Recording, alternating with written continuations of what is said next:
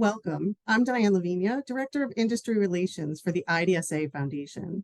Thank you for joining us today for Respiratory Vaccines, Separating Fact from Fiction, a non-CME program of our Dr. John G. Bartlett Memorial Education Series. And special thanks to our webinar sponsor and platinum partner, Moderna. In an exciting first for this series, we are collaborating with another esteemed organization, the National Foundation for Infectious Diseases. Both organizations believe that the information presented in this webinar is very valuable to our audiences. Before I turn the program over to our co-host, there are a few housekeeping items to review. This webinar is being recorded and will be available on demand if you can't stay for the entire presentation. A link will be emailed to all registrants within 3 business days, or you can access it and share it via our website and the IDSA Foundation YouTube channel. You'll notice that your microphones are muted, but please use the Q&A feature to ask questions during the event. There will be a dedicated Q&A session. If we can't get to all questions during the live event, we will do our best to address them in a follow-up email. Now, I'd like to introduce the President-elect of NFID, Dr. Jeffrey Goad. Dr. Goad, we are so grateful to have you join us today.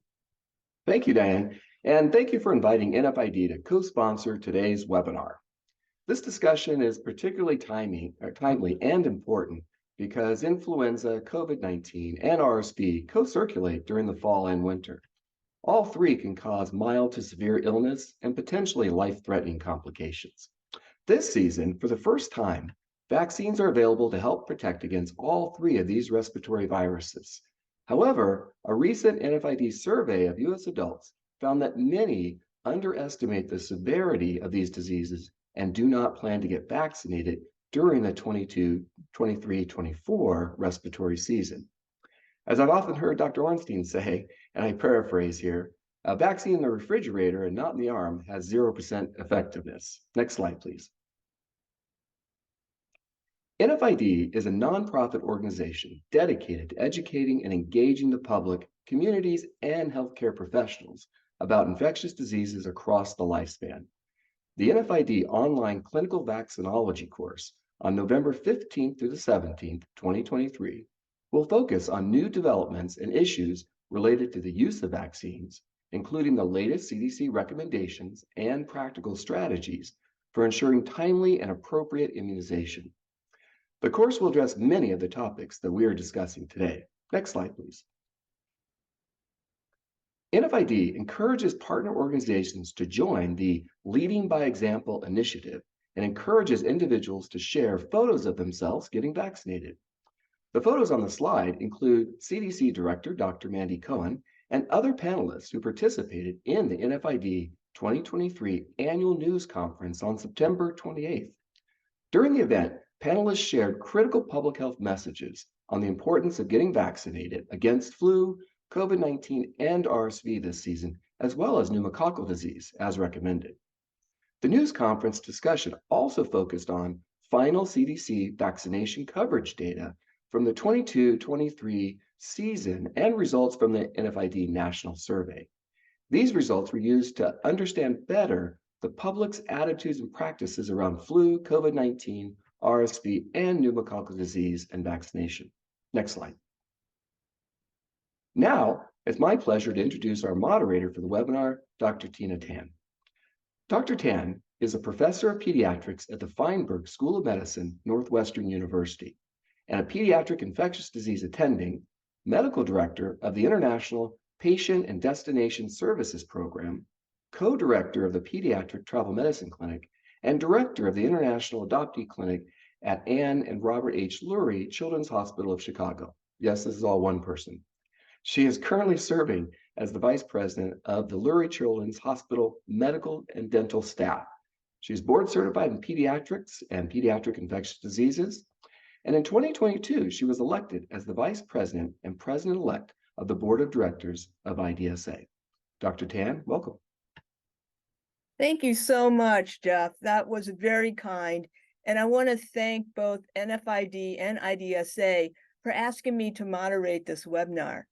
Now, one thing about this webinar that's so exciting is that we know that vaccines are one of the greatest public health achievements of all time, and one of the best tools that we all have available to protect individuals of all ages and prevent the spread and transmission of serious infectious diseases, such as the ones that Jeff mentioned.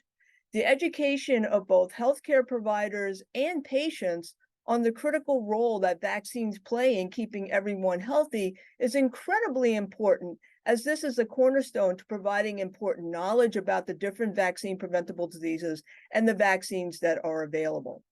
Today, our speakers will be providing a quick overview of the 2022-2023 respiratory season to help provide insights for the 2023-2024 season, as well as discussing where we currently are.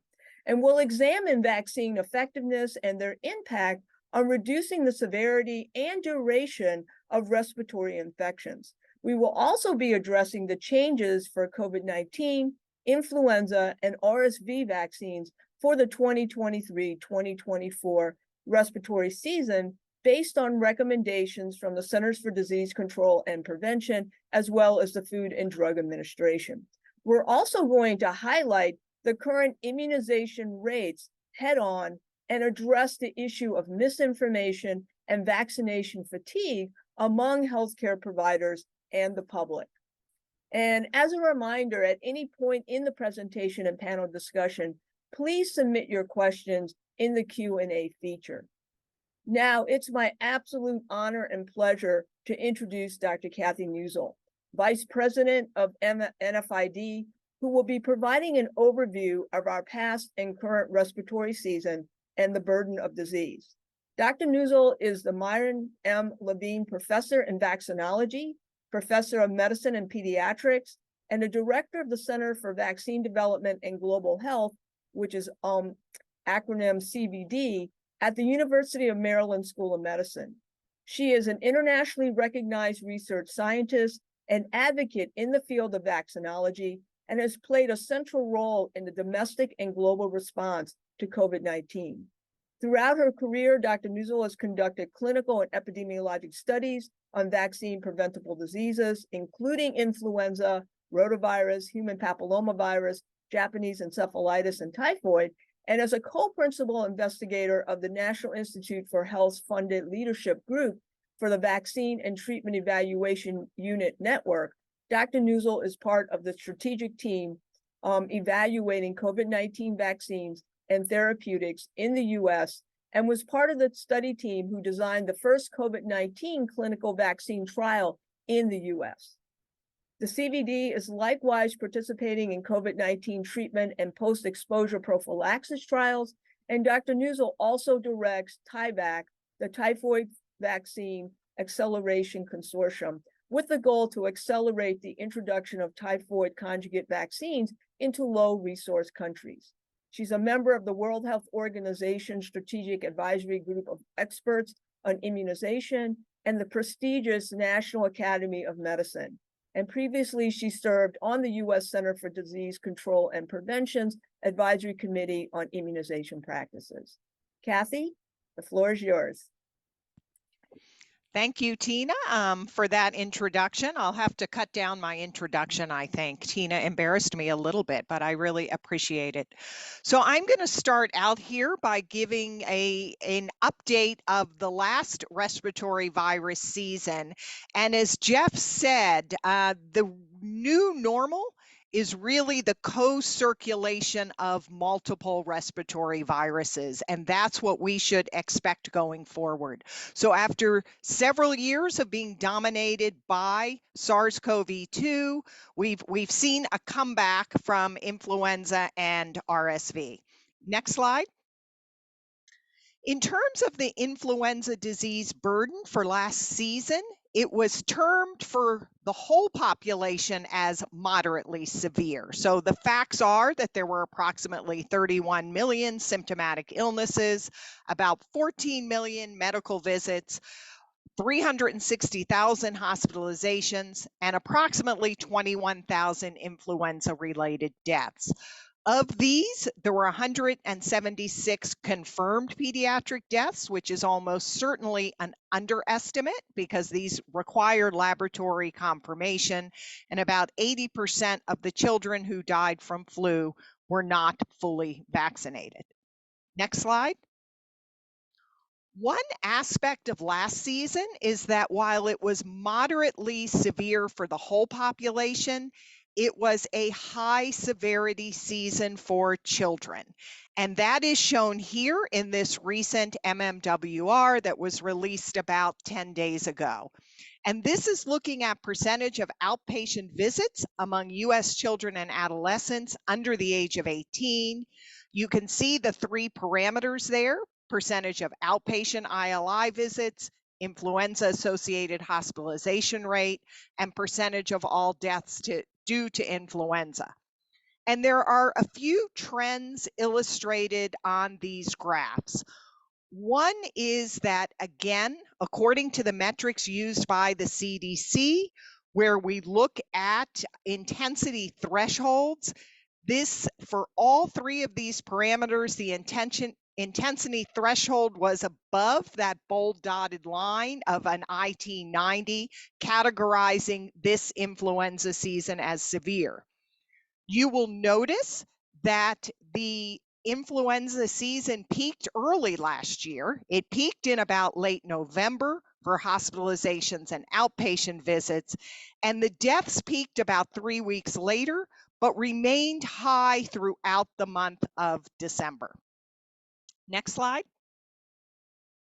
And if we look a little more granularly at the medical visits and hospitalizations among children and adolescents and put it into perspective with the influenza seasons beginning in 2016, you will see in the top two graphs, we have children under the age of 5. In the bottom two graphs, children from 5 through 17 years of age. And again, this illustrates the high number of visits and hospitalizations in both age groups. Note the different y-axes where there were always more visits and hospitalization rates in the younger children than the older children.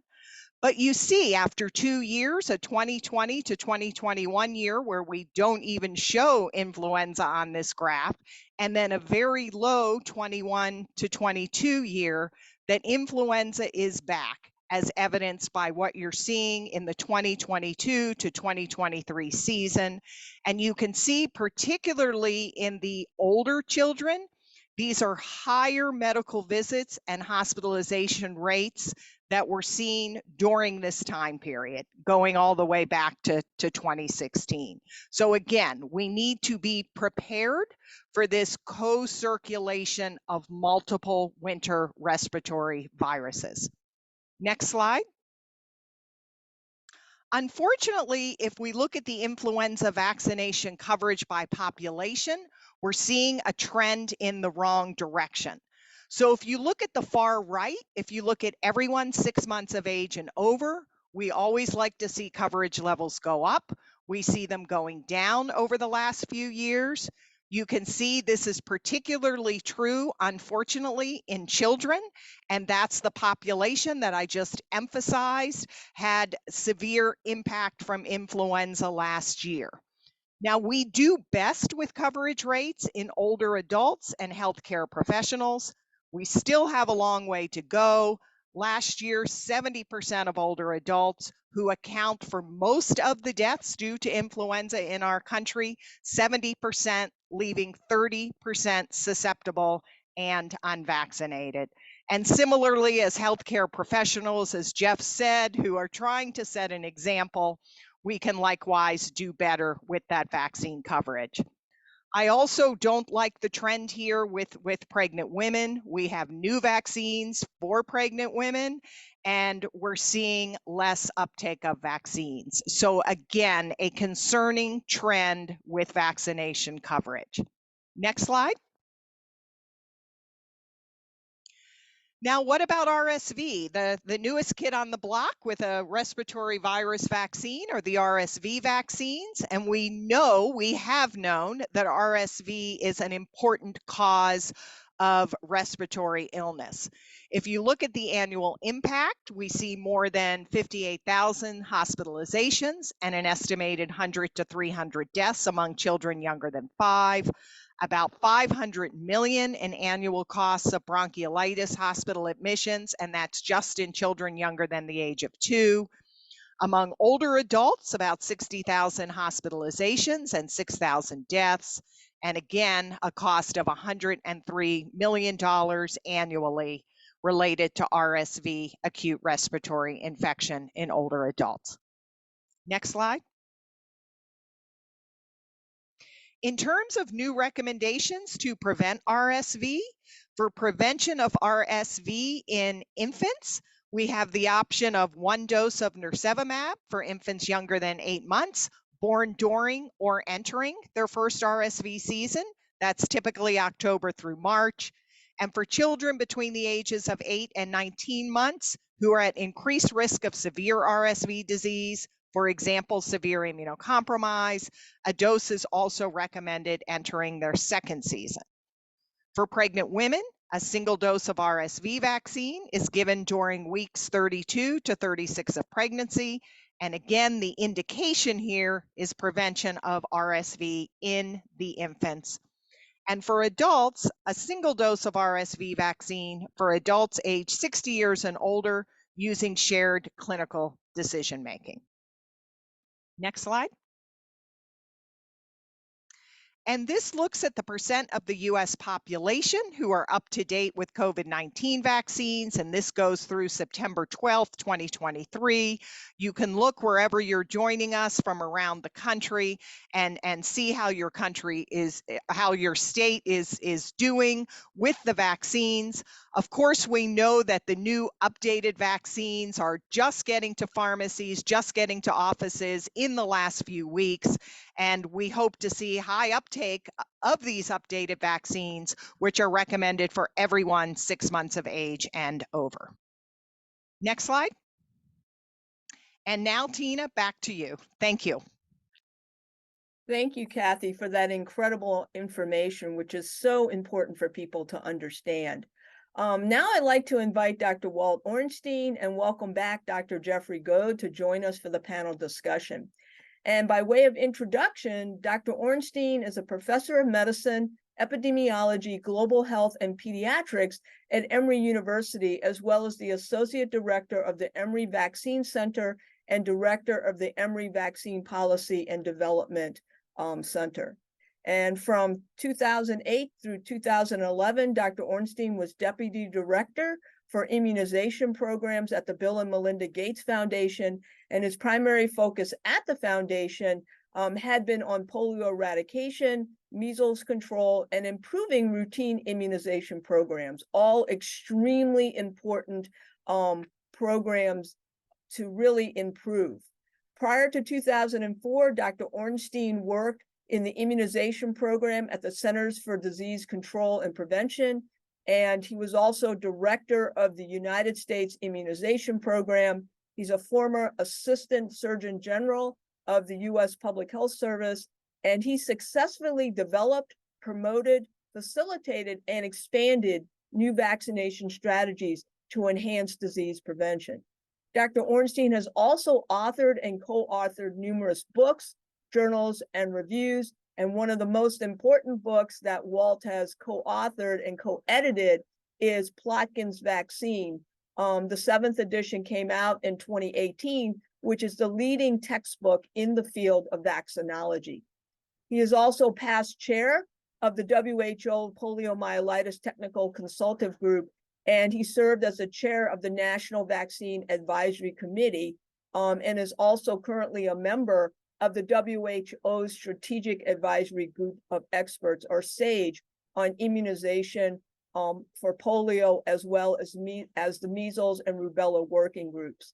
And basically, he has also served as president of the National Foundation for Infectious Diseases. And as of September 1st of this year, Dr. Ornstein retired from Emory University and now is a professor emeritus. So we are so happy to have Walt join us as a panelist.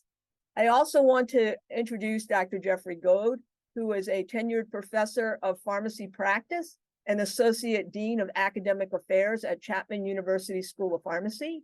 And for more than 20 years, Jeff has maintained an active practice in travel medicine and immunization services. He coordinates and teaches courses in travel medicine, immunizations, and parasitology, and he is the NFID liaison to the meningococcal work group of the Advisory Committee on Immunization Practices of the CDC, and is currently a national faculty and advisory board member for the American Pharmacist Association pharmacy-based immunization training program, and chair of the American Pharmacist Association Travel Medicine Advanced Competency Training course. Dr. Goad is past chair and co-founder of the International Society of Travel Medicine's Pharmacy Professional Group and past president of the California Immunization Coalition and California Pharmacist Association, which is just so exciting. So welcome, Jeff. We are very excited for the upcoming discussion that we're going to have, but I just want to remind all the participants to please use the Q&A button to ask your questions to our panel. So we're going to start this discussion off with you, Jeff. Could you please provide a brief overview of the most recent survey conducted by the NFID regarding the attitudes about influenza, COVID-19, RSV, and pneumococcal disease? Absolutely. Thanks, Tina. I'd be happy to. I wonder if we could share the slide of the NFID results. Get those up here. There we go. So the survey that I alluded to earlier was conducted in August of this year. It included responses from U.S. adults aged 18 years and older and represented all 50 states in the District of Columbia. So a very geographically distributed survey that we do each year. Now, this slide has some infographics that, just to pull out some of the high points from the survey that I think are very germane to our conversation today. So a couple things. First, I just draw your attention to one of the infographics around adults and their perception of the disease. So it turns out that fewer than 1 in 4 U.S. adults are concerned about themselves or someone in their family getting infected this season with flu, COVID-19, RSV, or pneumonia. Now, 65% of adults agree that vaccination is the best way to prevent flu-related hospitalizations and deaths. However, 43% do not plan to or are unsure if they will get vaccinated this season. So it's a bit about knowledge doesn't always lead to action. And that's an opportunity for all of our healthcare professionals to close the gap there. Now, the good news is that about 75% say they trust their healthcare professional for flu information. So they are coming to you and they do trust what you say. In fact, that may be the key to getting those 43% to get vaccinated. We need to leverage everything we have to help patients really understand their options. Now, more than 1 in 4 U.S. adults who are at higher risk for flu-related complications said they were not planning to get vaccinated this season. So that's quite a high number for those that we know are the ones that we see ending up in the hospital and potentially dying from the disease. So we have a lot of room, even though it sounds like a small number, those are our high-risk groups that we need to focus in on. Now, for both the updated COVID-19 and new RSV vaccines, about 40% of adults plan to get them. So keep in mind, though, that only 20% of adults actually got the bivalent COVID vaccine, and RSV vaccines are new. So maybe almost half full glass, right? If you're a little bit of an optimist here, there certainly is room to do better to get our patients vaccinated. Now, some of what's driving maybe the inaction or some of their opinion about vaccination is that the consistent top reasons cited for not getting vaccinated include concerns about potential side effects from the vaccines or general distrust of vaccines. And I think we probably all noticed more distrust in our federal branch as well as the vaccines that they advocate for since the pandemic. Now, a definite opportunity for healthcare professionals to leverage the high trust people have in them to educate people about the real risks and benefits of vaccination. We all have stories of myths that people have about vaccines, but we have to actually provide the right information to stop some of those myths from getting around. And that's where our trusted healthcare professionals come in. I think the survey certainly supports that. And you can see from the survey link at the bottom, you can dive into all the more detailed results of this survey, which I think you'll find very fascinating at the bottom of the slide at infid.org//2023 flu survey. Dr. Tang, I'll turn it back to you.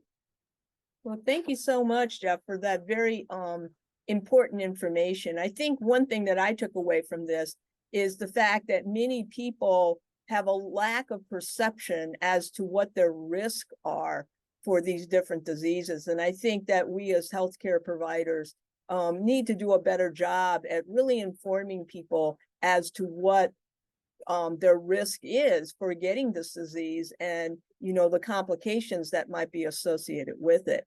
So unfortunately, there were no surprises that were found from the survey results. And this leads to the second question for Walt.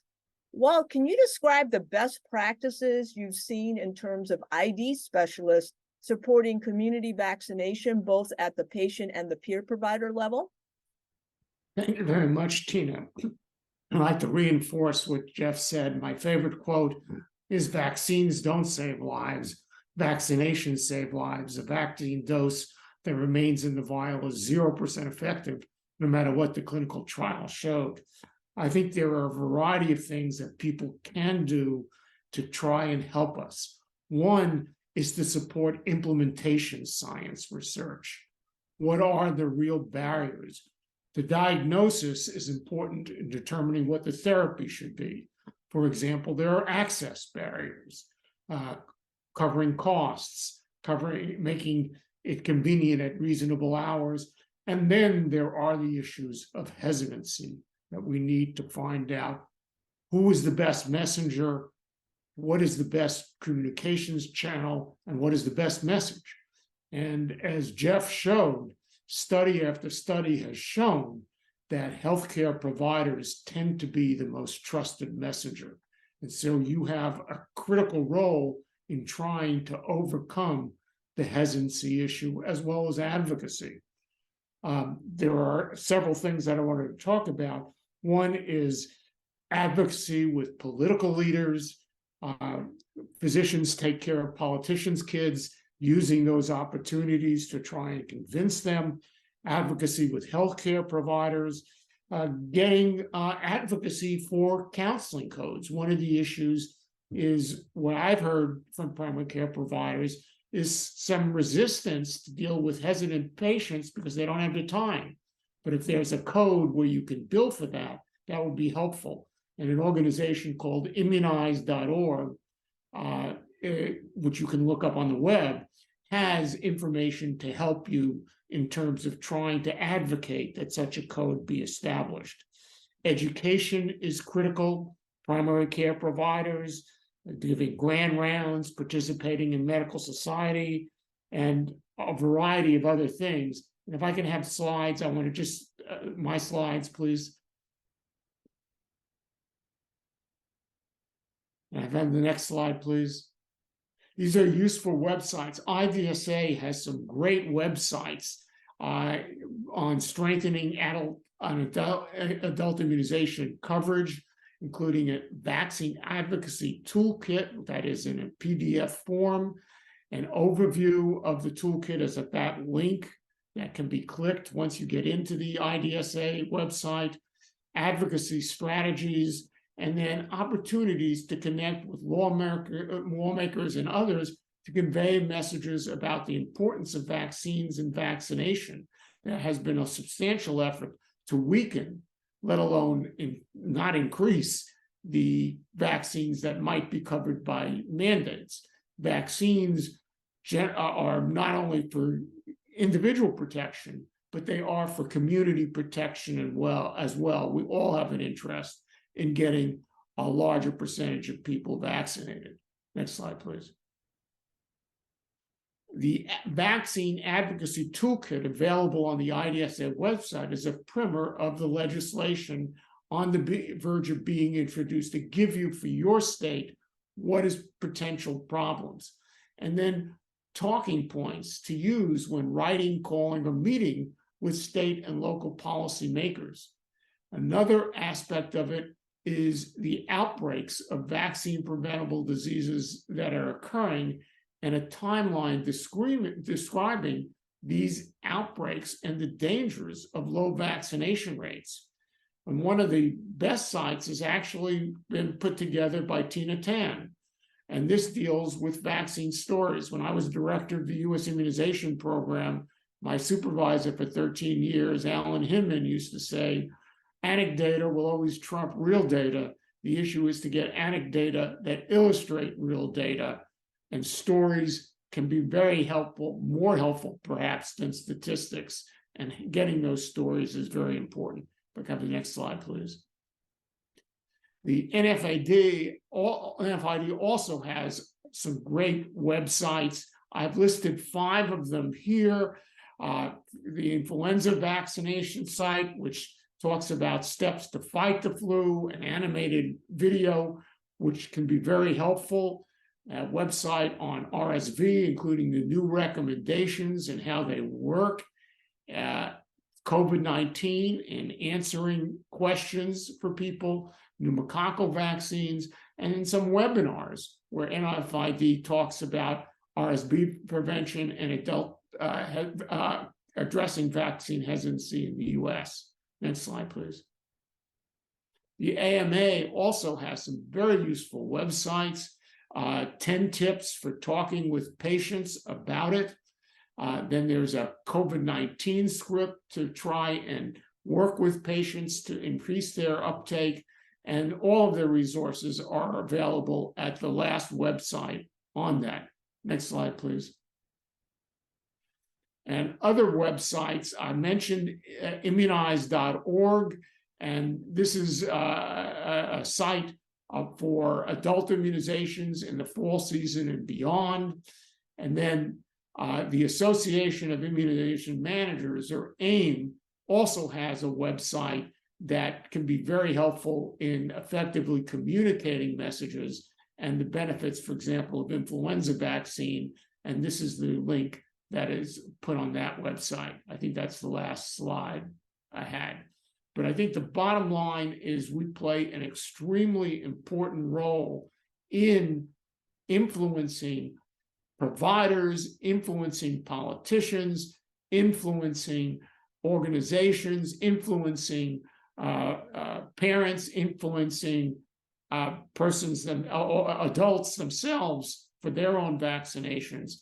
And it's important that we spend the time and we learn what messages work and what doesn't, and how to say those messages. And there are lots of studies in terms of, for example, taking a presumptive approach is better than a participatory approach. A presumptive approach is, today we're going to give Johnny influenza vaccine.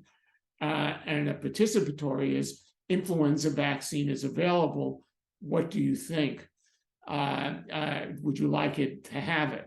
And the presumptive is very, very helpful. And that's, again, the issue of implementation research is often a hard sell, but we need to think about it's more than just product development. It's product use that is absolutely critical. Thank you. Well, that was incredible. And there's a question here that sort of fits right into that. There's a question regarding shared decision making, and can that be used as a recommendation? And I think you're the perfect person to answer that. Well, I think that's a very important point. I think, to me, that is an effort where you can influence the individual, either the parent or the actual provider. The other thing that is a problem with that, for example, with the RSV vaccine in persons 60 years of age and older, is they have to get the vaccine often at a pharmacy, and do they need a prescription to do that? And there are ways that immunize.org has been trying to work and try and see if you could issue a standing order with a pharmacy that my patients can get the RSV vaccine if they want it. That would simplify them having to come to you and getting a prescription and the like. But I think that it offers an opportunity, and please take advantage of that opportunity to advocate for vaccination. I think one of the concerns I've seen from some anecdotes is physicians not so supportive of the RSV vaccine for persons 60 years in age and older. And I think that, to me, that's important to try and talk with those physicians as to what their concerns are and how to address them, because they are the people who are influencing the patients they serve. Thank you, Walt. Kathy, can you talk a little bit about the new COVID-19 vaccines, specifically the mRNA vaccines, and compare them with regards to potential adverse events that might occur with them? And how do they compare to each other? And how do they compare to prior mRNA vaccines? Yeah, so that's a great question. Thank you, Tina. And I see the question in the chat, particularly asking about myocarditis and pericarditis. So in general, with these updated vaccines, similar to updated influenza vaccines, we would expect a similar reactogenicity profile when we're substituting out a genomic sequence or a strain. I think where we may expect fewer adverse events is actually myocarditis and pericarditis, and I'll tell you why. First of all, it takes millions of administrations to really know about a rare side effect. But where we did see the myocarditis and pericarditis was predominantly in adolescent and young adult men. And the highest risk was actually after that second dose in the primary series, particularly when it was given soon after that first dose. So when we were recommending the 2 doses 3 to 4 weeks apart, it was after that second dose that we saw this very low risk of myopericarditis, predominantly in the adolescent and young adult men. It's less so with longer intervals, and it was less so after the bivalent booster and after the original strain booster. So again, I think we could expect a similar reactogenicity profile and perhaps a lower risk of myocarditis and pericarditis just based on the patterns that we've seen. Fabulous. And sort of as an adjunct to that question, there's another question here about how do you address questions from patients when they come to you and they say that, they've been reading on the internet or they've been hearing from other people all about the updates and the side effects and the risk that are associated with these vaccines. How do you address those types of questions? Yeah, this is when I was listening intently to Walt's presentation, because again, I think it's a matter of, it's very difficult to know, which are the competent, trustworthy websites, right? Anybody can have a name that sounds as if they're competent and trustworthy. So Walt, I have to tell you, I'm looking forward to having and sharing all of those websites that you shared earlier in this conversation. I think it's really, really important. When I have a lack of a go-to, I always say the CDC website, right? That's your most reliable. That's where you should go. NFID, as Jeff said, has a series of educational materials if it's just easy to remember 1 or 2 websites. I think on the flip side of that is, Walt brought this up as well, and Walt, if you'd like to comment after me, is the time that we have to spend. We do know, however, in survey after survey and study after study, that patients trust their own healthcare provider. So a recommendation coming from a healthcare provider is going to influence someone more than me here telling them to get that vaccine. So a real power in the primary care and the trusted healthcare provider. And I think we as healthcare providers want to remember that we have that power to really influence how our patients choose. If I can add to that, I think one of the things that's important is your own behavior. And to say, I got this vaccine, I had it for all my family who were eligible, or something like that, to show them. And then the stories about what patients you've taken care of who've had these diseases and the serious complications, or at least particularly the website on the IDSA website that Tina has developed with regard to some of the stories of people with vaccine preventable diseases. I think the other issue is not to immediately dismiss their concerns, but to start off with, I can understand why you're concerned. It's a very legitimate reason. Let me tell you what the facts really are, et cetera. And a lot of misinformation is being spread on websites and through social media and the like.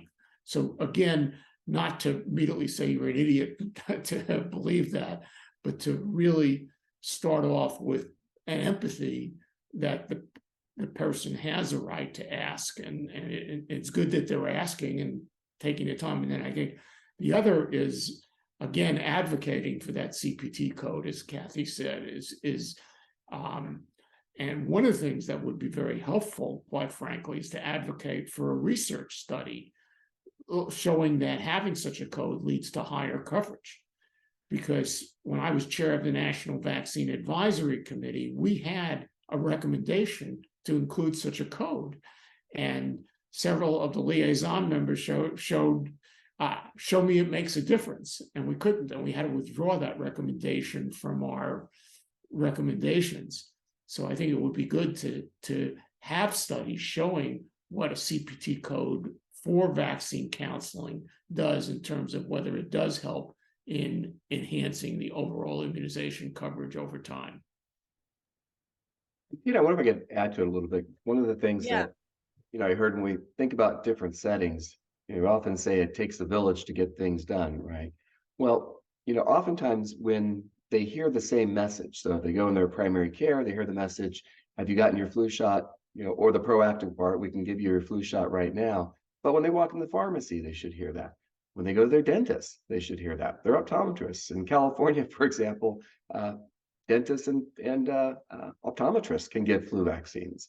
So, widening that tent so that people hear it from multiple times, eventually they're going to go, okay, fine, I'll get the vaccine, right? So if they hear it from enough people and enough trusted messengers, I think that also is an important part to get everyone working together. It'd be great if we had one consolidated record, but that's a whole nother webinar to talk about. Yeah, that's really important information, and it sort of feeds into this next question, is about how can we improve access to the vaccines, given that patients in many places need to make appointments to get a vaccine, or they can't just walk in and get it. And it really is a barrier to these individuals being able to access the vaccine. So what are some strategies where we can improve vaccine access? Yeah, I can start that. I think, when before the pandemic, one of the big advantages of community pharmacy was being able to walk in anytime. I published an article with one of the large chains that people would come in at 3 a.m. on Christmas Day to get vaccines, which is, if you make it available, people will come in on their own schedule. During the pandemic, the overwhelming amount of vaccines, I think, even shifted pharmacy into appointment-based. But I think the appointment-based, depending on the institution, may not be a barrier, especially if the appointment is tomorrow or the next day, right? So I think there still is efficiency in appointment-based, but it's that time between when you make it and when you get it needs to be short. And that really depends on the capacity, I suppose, of the organization. If I can add to that. I completely agree with you. Yeah, if I can add to that, I get my own influenza and COVID-19 vaccines, and we'll get my RSV vaccine, hopefully at a pharmacy, because it is convenient. And I think it's important that we, for example, on the RSV, overcome the problems of the with a potential standing order, so that there isn't a special visit that has to be made to get that vaccine if you want it. And I think, to me, financial barriers to access are important, and we're seeing that with nirsevimab some, and we're seeing that with some of the other vaccines. We need to advocate for coverage of those vaccines and for reimbursement when they're administered, and deal with issues of stocking and paying for it and those kinds of things, which can be problematic for particularly for a private practice. There's a question here that I think a lot of people want to know the answer to, and that is, why was the flu block vaccine not available this particular season? And any one of you can answer the question if you know. So this is the vaccine that really only uses the hemagglutinin A as the antigen, and has 3 times the amount of antigen in it. It has no other additives to it, so it really has been very widely used for individuals that are unable to, get an egg-based vaccine, or for individuals 50 years of age and older that, you want to get higher antibody titers or antigen content to. All I can say is I sit on the ACIP influenza working group, and if you look at the MMWR, we expect flu block to be available this year. So if there's a delay or something with the manufacturer, I have not heard it yet. So I can't answer that question. So can you maybe suggest, if they can't get flu block, is there an equivalent influenza vaccine that these individuals can get?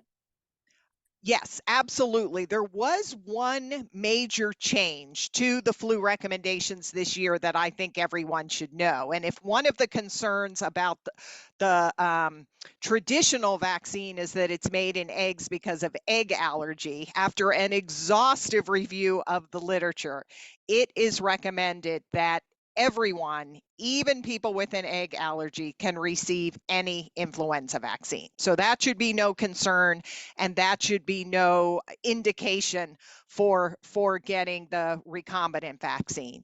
I think the second is the preferential recommendations for persons 65 and over, and those preferential recommendations are for any higher dose vaccine. So the high dose quadrivalent vaccine, or as you just explained, Tina, the flu block, the recombinant vaccine, which has additional HA, or the adjuvanted influenza vaccine. So any of those 3 would be preferentially recommended in persons 65 or over. If none of those 3 are available, then any age indicated vaccination is better than no vaccination. So I think the nice aspect of influenza is influenza vaccine. We have plenty of supply. We have multiple choices on the market. And again, except for this preference in older adults, really the choice of one over the other can be made on convenience. No, that's fantastic information to share. There is a question here regarding what influenza vaccination you would recommend in Asian countries. Is there a difference?